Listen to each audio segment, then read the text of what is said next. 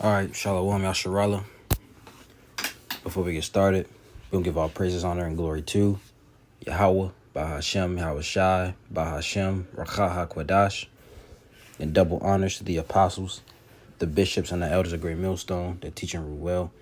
Peace and salutations to the hopeful elect. And we're back with another video, another lesson. The title of this one is called Same Word, Different Meaning, going into the word mark. All right, and I believe I did a video on this before, about a couple, maybe a few months back. But I'm doing it again, for edification's sake. And I'm going to show you that the word mark in, different scriptures that have different meanings. Okay, you may see the word because these different groups, Hebrew Israelite groups, all right, they go into the word mark in Revelation 13 and 16. All right, well, they don't look it up actually, but they go to different scriptures in the Bible that has the word mark in it and try to equate it to Revelation 13 and 16, which it has Revelation 13 and 16. That mark is a physical mark. All right. But there's not going to be, too much of a long video. And we'll show you, we'll even go to Revelation 13, 16 and show you that it's the mark, the mark in that is physical. It's dealing with the mark of the beast, which is the RFID hip. But first we want to deal with these. I'll start with Ezekiel. Okay, this is a famous one that I use a lot. Ezekiel 9 and 4. All right, the vision of slaughter, right? And I'll start at verse 1. It says, "He cried also in my ears with a loud voice, saying, Cause them that have charge over the city to draw near, even every man with his destroying weapon in his hand.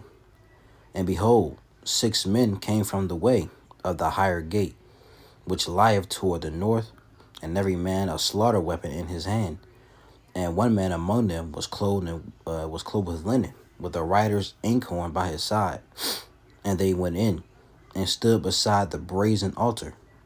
And the glory of the power of Israel was gone up from the cherub, whereupon he was, to the threshold of the house. And he called to the man clothed with linen, which had the writer's inkhorn by his side. And the Lord Yahweh," that's the name. When you see the Lord in all caps, that's the name of the Most High, the Father. His name is Yahweh, and his son's name is Yahweh Shai. "And the Lord Yahweh," which we say Yahweh, Bahashem, Yahweh Shai, said unto him, "Go through the midst of the city, through the midst of Jerusalem, and set a mark upon the foreheads of the men," and that equates to men, women, and, children as well, "that sigh and that cry, for all the abominations that be done in the midst thereof," right? Now you get this word mark in it. This is in the Hebrew, right? In the Old Testament is the Hebrew, and the New Testament is the Greek. Sometimes you may have to go into the Latin to get certain understanding, right? But in Ezekiel 9 and 4 in the Hebrew word is thawa. Okay, thawa, right? It says desire, mark, but right here it gives you the definitions as mark. A sign of exemption from judgment. Okay, so that's the mark that was put upon the men and the women, right? Right. That's that sigh and that cry for all the abominations that be done in the midst thereof. So they had a mark set upon them, which that's a spiritual mark from when the angels they went through to to not not that they had that mark for the angels to know not to kill them.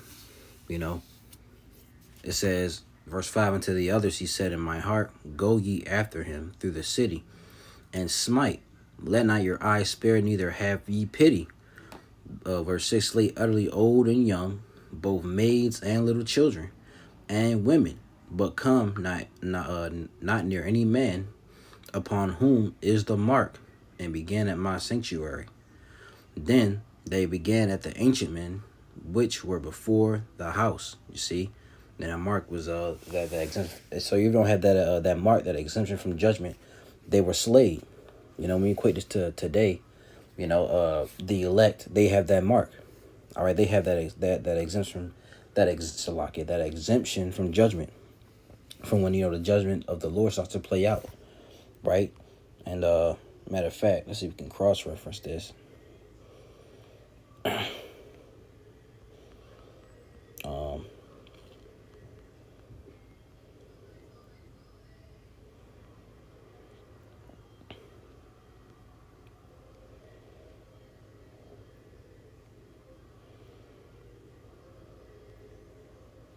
It goes to Revelation 14:1. And this is, "And I looked, and lo, a lamb stood on the Mount Zion, with him 144,000, having his father's name written in their foreheads." Right, and that symbolizes they have the name of the Lord and his Son. If you read the NLT version, it says, "Then I saw the Lamb standing on Mount Zion." Who the Lamb is? Who? Yahushua. "And with him were 144,000 who had his name and his father's name written on their foreheads." All right, it's not literally on it, but they have the name, the true names of the Most High and the only begotten Son, which is Yahweh and Yahushua. All right, and if you read Revelation 7, I think it's 7, yeah, 7:1. "And after these things I saw 4 angels, right, standing on the 4 corners of the earth, holding the 4 winds of the earth, that the wind should not blow on the earth, nor the sea, nor on any tree. And I saw another angel ascending from the east, having the seal of the living power. And he cried with a loud voice to the 4 angels, to whom it was given to hurt the earth and the sea, saying, Hurt not the earth, neither the sea, nor the trees, till we have sealed the servants of our power in their foreheads." So this is dealing with a spiritual mark, a spiritual seal. All right, you could equate that to Ezekiel 9:4, and I believe it goes back to Ezekiel 9:4.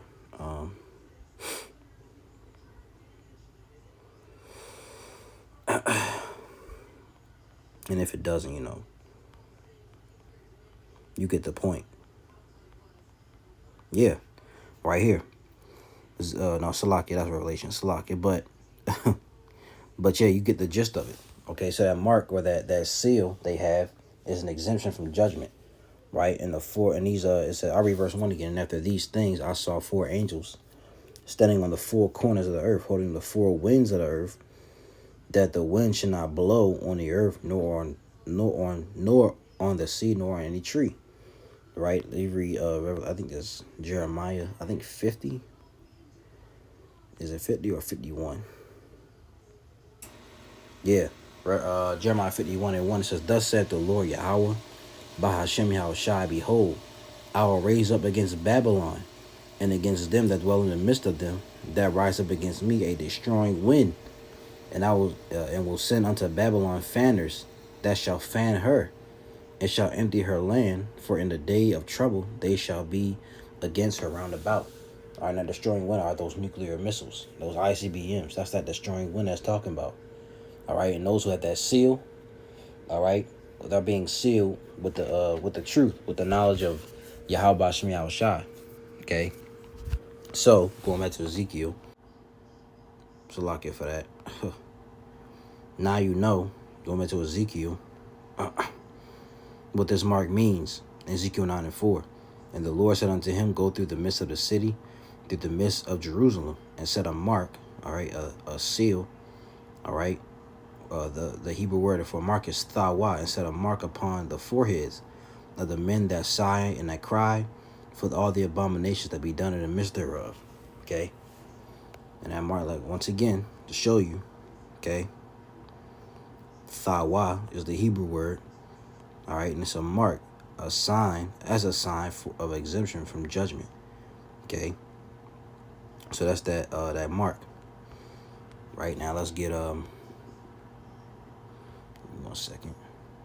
All right, making sure. Let's get now Romans. Okay, 16 and 17. It says, "Now I beseech you, brethren, mark them which cause divisions and offenses, contrary to the doctrine which ye have learned, and avoid them."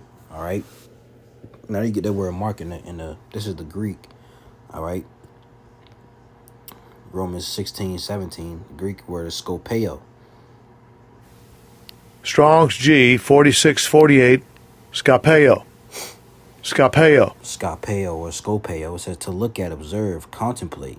All right, to mark, to fix one's eyes upon, direct one's attention to. All right, to look to, take heed to thyself. All right, Strong's definition to take aim at, spy. All right, i.e., figuratively regard, consider, take heed.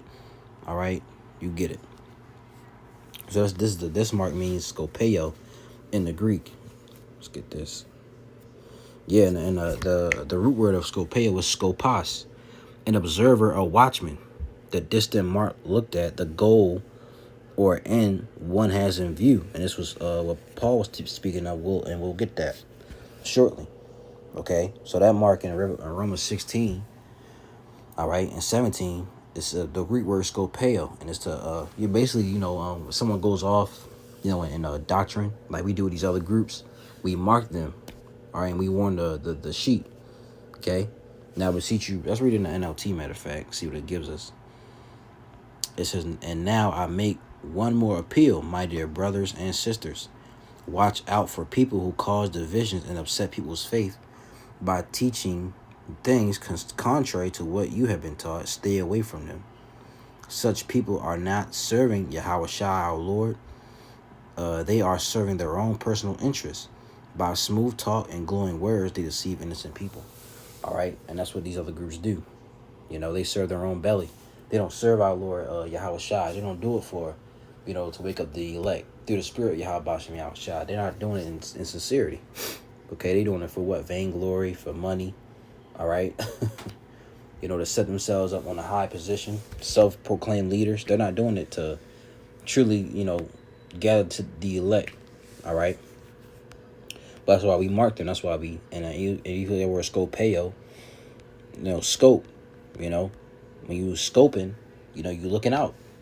All right, as we got the root word is an observer or a watchman. You see, so we watching out. Down here it says a watch, sentry, scout. Okay, and it says a goal, mark. And we'll get that next. We'll get that one next. It's Philippians 3. So Philippians 3 and 14. It reads, I'm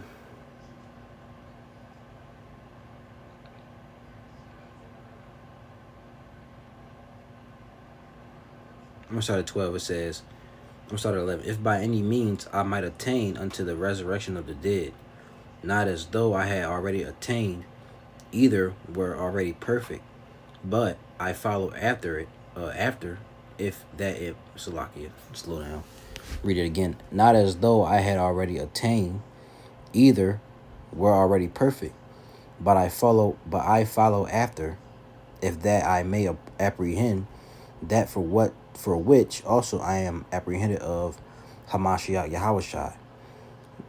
Brethren, I count not myself to have apprehended, but there's one thing I do, forgetting those things which are behind, and reaching forth unto those things which are before. I press toward the mark for the prize of the high calling of the Most High in Hamashiach Yahushai. You get this word mark, and it's the Greek word skopos, skopos, like we just got from skopeo. And this means, okay, the distant mark looked at, the goal or end one has in view. And the goal that Paul had in view was the kingdom of heaven and the return of Yahweh Shai. You see? Let's see what this is.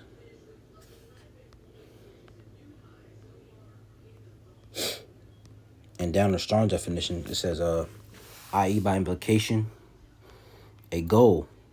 Okay? It says the distant mark looked at, the goal or end. So in Paul's view, he had the goal of reaching the kingdom of heaven, of attaining, if you want to say, perfection, being perfected. All right, getting out of these vile bodies and being made new. That's the goal we all have in mind. So let's read NLT version. It says, I'll just jump straight to the point. Verse 13. No, dear brothers and sisters, I have not achieved it, but I focus on this one thing, forgetting the past and looking forward to what lies ahead. I press on to reach the end of the race and receive the heavenly prize for which the Most High through Hamashiach Yahushua is calling us. You see, so he's reaching on. His mark is the heavenly prize, man. Being made right, ruling over the nations with a rod of iron, okay, and being made new, having new bodies, having new everything, having running the earth in righteousness. Okay, that's the mark he was pressing towards, and that's the mark we should press towards. So let's get now. This is the one IUIC try to use, Job 14. No. Job 10 and 14. It says, if I sin, then thou markest me, and thou wilt not acquit me for mine iniquity. You see? So these different, IUIC mainly, and some other groups, believers of the way, they try to pull this as well. They go to different scriptures that has Mark in it and try to equate it to Revelation 13 and 16. You get the word Marcus. All right. It's the Hebrew word shamar. And it says to keep guard, observe, give heed. Basically, it's the same one not the same, but it's close to the one in Romans 16, where you observe scopeo, right? It says to watch for, right? To watch, observe. So the Lord is watching you. He's observing you. Okay? That's basically what all it means, right? Let's see what another translation says. NIV, if I sin, you will be watching me and will not let my offense go unpunished. You see, he will be watching you. The Lord is always watching. NET, if I sin, then you will watch me and you will not acquit me of mine iniquity. So the Job 10 and 14 has nothing to do with the mark and Revelation 13 and 16. Now let's get Leviticus real quick. Now this one, Leviticus 19 and 28, this will be the closest to Revelation 13 and 16, right? And we'll show you. It says, Leviticus 19 and 28, ye shall not make any cuttings in your flesh for the dead, nor print any marks upon you. I am the Lord. You get the word marks, okay? It's the Hebrew word kwai, right? Kwai. It says incision, imprintment, tattoo, mark. All right. You get the word. You look at the word incision, right? Let's go here. Let's do it on this. Incision, right? This is a cutting made in surgery. All right. A cutting into, recorded only in figurative senses. All right. It says to cut through, cut open. And what they're going to do when they put that C-hip in you, they're going to cut open your hand. All right. And put that the device in your hand. Okay. Incisive, slashing, cutting with a sharp edge. Ooh. See that? So this will be the closest definition to Revelation 13 and 16, because you're not supposed to make cuttings in your flesh. That's against the law to do that. See? So ye shall not make any cuttings in your flesh for the dead, nor print any marks upon you. I am the Lord. See that? So let's go to the Revelation 13 and 16. And he caused all, both small and great, rich and poor, free and bond, to receive a mark in their right hand or in their foreheads. You get that word mark. And it's the Greek word charagma. It says a stamp, an imprinted mark. Okay? Of the mark stamped on the forehead or the right hand as the badge of the followers of the anti-Messiah. All right, the mark branded upon horses. I think it's carved, sculpture, graven work. All right, it says down here, scratch or etching, i.e. stamp, as a badge of servitude. See? It also says to engrave. What does engrave mean? Let's look up engrave. It says to cut in, make by incision. To cut in, make by incision, produce or form by incision on a hard surface. See? And it can also engrave in your skin. And before, let's look up let's get this over here. Right? Let's get the Wycliffe Bible. Right? If we can.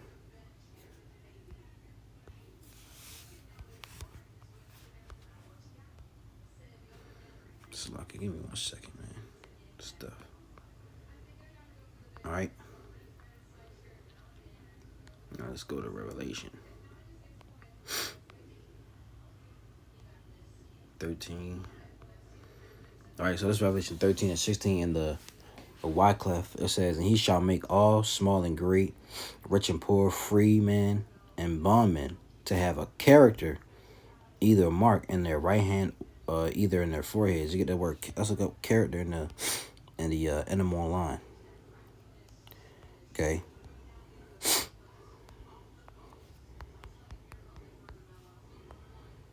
Character. It says symbol, marked, or branded on the body. See? Symbol or drawing used in sorcery. See that? Look right here. Engrave mark. Engrave marked. See?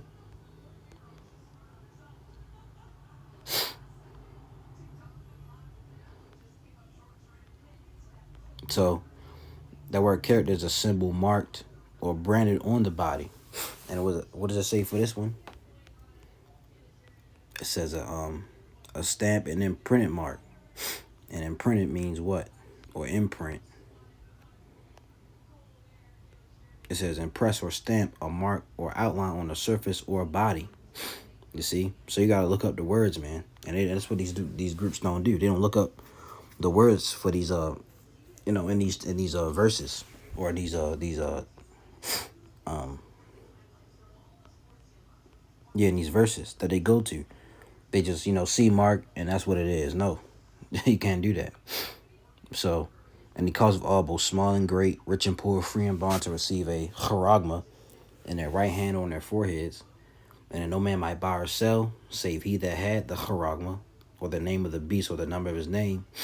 Here is wisdom, let him that hath understanding count the number of the beast, for it is the number of a man, and his number is 666. You see? And you get that, you even get this, right? Chi Psi stigma, right? You know what 666, you get this word stigma, G4742, and it goes into a mark pricked in or branded upon the body. See? Prick means make a small hole and something with a sharp point, pierce slightly. You see? So all these words are showing you that it's physical. It can't be spiritual. All right, you got some that say a sin or is an embargo, right? Even says to ancient Oriental usage, slaves and soldiers bore the name or the stamp of their master or commander, branded or pricked into their bodies to indicate what master or general they belong to. And you get the point, man. To stick, i.e. prick, mark in size or punched. Okay? Scar service. So it's easily show you that it's physical. You can look up these words on your own. All right? And size, same thing as incision. Mark or decorate an object or a surface with a cut or series of cuts. Cut, engrave. So these are when you cut something, you're doing it what? Physically. Like you cut some paper or you carving out a statue. You're doing that with something, right? Same way they're gonna do it with your hand. Or put it in your head with the neural link. They're gonna cut open your brain or your head and put the device in the back of your shit. This is what it is, man. And if you can't see it, you better either pray and pray to the Lord and fast, or I don't know what to tell you. We just gonna move on. But Lord Williams was edifying. All right, same word, different meaning. Okay, the word mark. So Lord will use edified. We're gonna give our praises, honor, and glory to Yahweh, Bahashem, Yahweh Shai, Bahashem, Racha HaKodash. And double honors to the apostles, the bishops, and the elders of Great Millstone that teach and rule well. Peace and salutations to the hopeful elect. Lose, we was edified. Till next video, we're going to say Shalom.